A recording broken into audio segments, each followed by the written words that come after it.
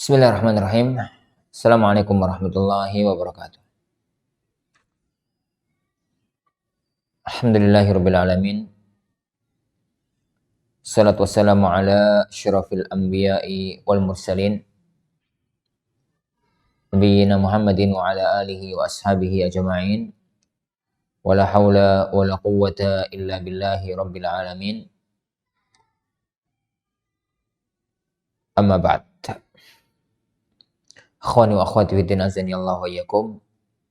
Ini adalah silsilah kajian kita yang ke-46 dari rangkaian kajian An-Nazm Al-Murattab fi Usulil Fiqhil Muhabbab oleh Fadilatul Syekh Amir Ibn Muhammad Fida Bahjat hafizahullah taala. Kita masuk pada bait yang ke-57. Beliau mengatakan wan nahyu lit-tikrari wat-tahrimi wal fawri wal fasadi kal adimi. Wan nahyu lit-tikrar, dan larangan itu menunjukkan pengulangan. Wat tahrim, dan menunjukkan keharaman. Wal fawr, dan menunjukkan harus langsung ditinggalkan. Wal fasad, dan menunjukkan rusaknya hal tersebut. Kal adim, semacam tidak ada. Semacam tidak ada. Wa nahyu lit-tikrari wat tahrimi wal fawri wal fasadi kal adimi. Setelah pembahasan tentang masalah perintah, Syekh masuk pada pembahasan yang kedua, yaitu tentang masalah larangan. Tentang masalah an-nahi, larangan. Apa itu an-nahi? An-nahi itu, larangan itu adalah lawan dari perintah. Lawan dari perintah. Jadi kalau pada pertemuan yang dulu, yani kita bahas perintah itu definisinya pada bait yang ke-53 dan pada kajian yang ke-42. Bahwa perintah itu adalah wa talabul fi'li biqaulin amru wa aksuhun nahyu kala tusarru. Yani wa talabul fi'li, dan menuntut perbuatan, menuntut agar melakukan sesuatu.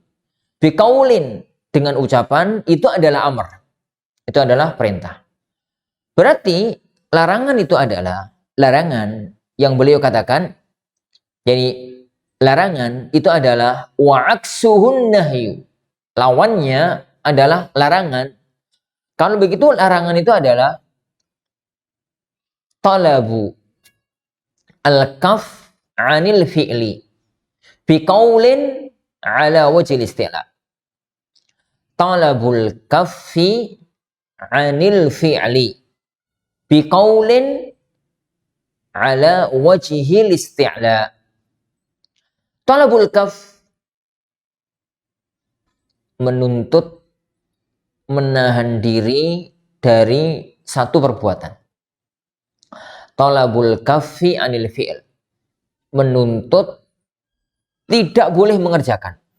Tuntutan tidak boleh mengerjakan sesuatu. Biqaulin, dengan ucapan. Bukan dengan isyarat, bukan dengan yang lain.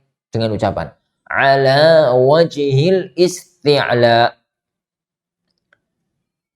Ala wajhil isti'la itu dari atas ke bawah. Dari Allah ke hambanya. Dari Rasulullah ke umatnya. Dari ayah ke anaknya. Dari guru ke muridnya. Dari penguasa ke rakyatnya. Berarti yang namanya larangan itu adalah talabul kaf anil fi'l. Kalau perintah itu tuntutan mengerjakan, kalau larangan kebalikannya, jangan mengerjakan. Dan yang lainnya sama. Dengan ucapan, tidak dengan isyarat, tidak dengan perbuatan, dan ala wajhil isti'la, dari atas ke bawah. Adapun kalau dari bawah ke atas, kalau dari hamba ke Tuhannya adalah doa. Kalau dari hamba ke hamba, manusia ke manusia, itu tolak, permohonan. Kalau dari yang semisalnya, itu namanya iltimas, meminta sesuatu. Larangan itu menunjukkan pada beberapa hukum. Larangan itu menunjukkan pada beberapa hukum. Beliau menyebutkan beberapa di antaranya. Yang pertama, litikrar. Menunjukkan litikrar. Maksudnya litikrar, jadi larangan begitu dilarang, nggak sekarang toh, ya sekarang ya nanti ya besok ya kapan-kapan, semuanya dilarang. Kecuali kalau ada dalil yang menunjukkan itu hanya berlaku untuk waktu-waktu tertentu. Macam-macam. Dan itu didasari oleh firman Allah Subhanahu wa taala tatkala Rasulullah SAW menyebutkan tentang masalah larangan, wa ma nahitukum anhu fajtanibu. Kalau yang aku larang maka tinggalkan secara mutlak. Jadi kalau Allah Subhanahu wa taala berfirman wala taqrabuz zina, jangan kalian itu mendekati zina. Jangan kalian itu mendekati zina. Firman Allah ini berarti larangan sekarang, besok, lusa, kapanpun. Ini kapanpun. Larangan ini menunjukkan kapanpun perbuatan tersebut tetap terlarang. Itu namanya fit atiqrah. Bukan berarti larangan sekali toh. Besok enggak, bukan. Tapi larangan berlaku untuk selalu. Berlaku untuk selalu. Kecuali kalau ada dalil yang menunjukkan pada larangan itu hanya berlaku ini hari ini hanya berlaku saat ini. Ini semacam kalau kita mengatakan kamu jangan keluar rumah sekarang ya. Jadi hari ini kamu jangan keluar rumah. Ya berarti hari ini, besok boleh. Begitu. Besok itu boleh. Tab. Yang kedua, at-tahrim. Menunjukkan pada tahrim. Keharaman. Menunjukkan pada tahrim, keharaman. Ini disyaratkan oleh masyhur, disyaratkan secara masyhur oleh para ulama dengan istilah mereka al-asal fil nahi lit tahrim. Hukum asal larangan itu menunjukkan keharaman. Hukum asal larangan itu menunjukkan keharaman. Kenapa? Karena firman Allah Subhanahu wa taala, "Wa ma atakumur rasulu fakhudhu wa ma nahakum anhu fantahu." Yang diperintahkan oleh Rasul, kerjakanlah. Yang dilarang oleh Rasulullah, maka tinggalkanlah. Jadi maka tinggalkanlah. Dan kalau sebuah larangan itu biasanya disertai dengan ancaman perbuatan dan sesuatu yang dilarang untuk mengerjakan. Kemudian kalau menerjangnya dapat hukuman, berarti haram. Kecuali kalau ada dalil yang menunjukkan bahwa larangan itu sifatnya bukan haram, makruh atau yang lainnya. Tapi selagi tidak ada dalil yang menunjukkan larangan itu menunjukkan pada yang lainnya, maka hukum asalnya al-asal fin nahi yufidu tahrim. Hukum asalnya larangan itu menunjukkan kepada keharaman. Wal faur langsung. Mananya? Jadi begitu dilarang sekarang juga nggak boleh dikerjakan. Bukan berarti sekarang masih boleh, kemudian besok jadi nggak bolehnya mulai besok. Kecuali kalau ada kata atau ada dalil menunjukkan akan hal itu. Kamu jangan keluar rumah mulai besok. Ya sudah, berarti sekarang masih boleh. Besok sudah nggak boleh. Tapi kalau lafadznya kamu jangan keluar rumah, berarti mulai saat diucapkan sudah terlarang. Yani sudah terlarang. Saat firman Allah Subhanahu wa taala, "Innamal khamru wal maisiru wal ansabu wal azlamu rijsun min 'amali syaitan." Yani fajtanibuh. Yang sesungguhnya khamar, perjudian, itu semuanya ada perbuatan setan, maka jauhilah. Maka saat itu juga dijauhi.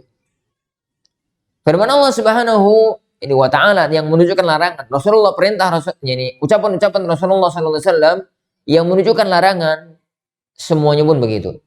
Saat dilarang, detik itu juga, saat itu juga tidak boleh untuk dikerjakan. Itu ucapan beliau wal faur. Terakhir wal fasad. Terakhir yani wal fasad, menunjukkan kepada fasad, rusaknya perbuatan tersebut. Apa maknanya? Apabila sesuatu itu terlarang, apakah hanya menunjukkan haram dan dosa? Ataukah menunjukkan bahwasanya yang dilarang itu nggak sah. Hukum asalnya,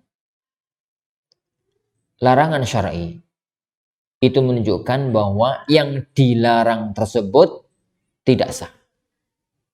Yang dilarang tersebut tidak sah. Misalkan, kalau Rasulullah SAW mengatakan, wala yankihul muhrim, dan janganlah seorang yang sedang ihram itu nikah. Nah, kemudian kalau ada orang nikah saat ihram, maka nikahnya nggak sah. Jadi sebagaimana fatwa dari Abdullah bin Umar dalam Sahih Muslim. Jadi karena Rasulullah mengatakan wala yankih al muhrim, orang yang ihram itu jangan menikah. Kalau nekat nikah, maka dia dosa karena menunjukkan pada keharaman dan menunjukkan al-fasad. Pernikahan tersebut tidak sah. Pernikahan tersebut tidak sah. Meskipun telah nikah, maka dihukumi sebagaimana orang yang tidak nikah. Kita lanjutkan.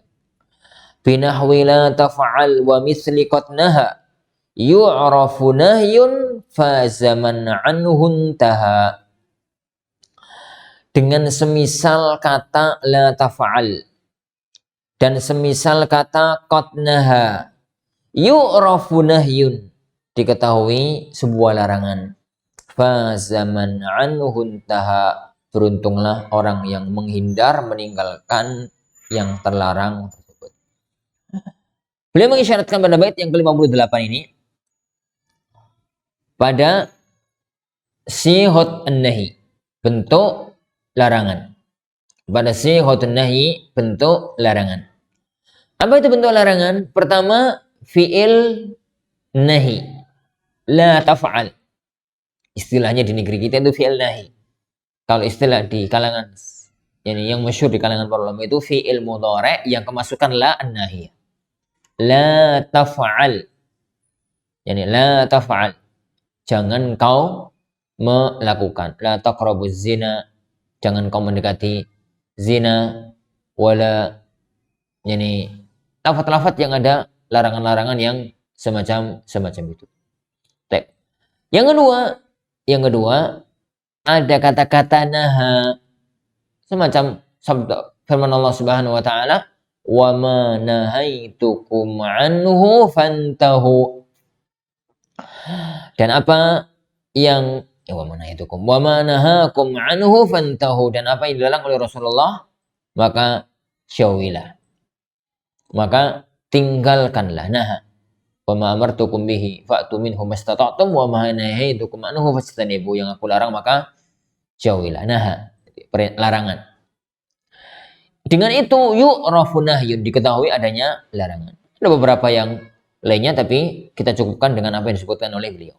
Faza man anhu taha, beruntunglah orang yang meninggalkan perbuatan tersebut. Wallahu a'lam. Insyaallah subhanahu wa ta'ala ini yang kita pelajari, semoga berbarokah. Kita akhiri. Sallallahu wasallam wa baraka ala Nabi Muhammad. Assalamualaikum warahmatullahi wabarakatuh.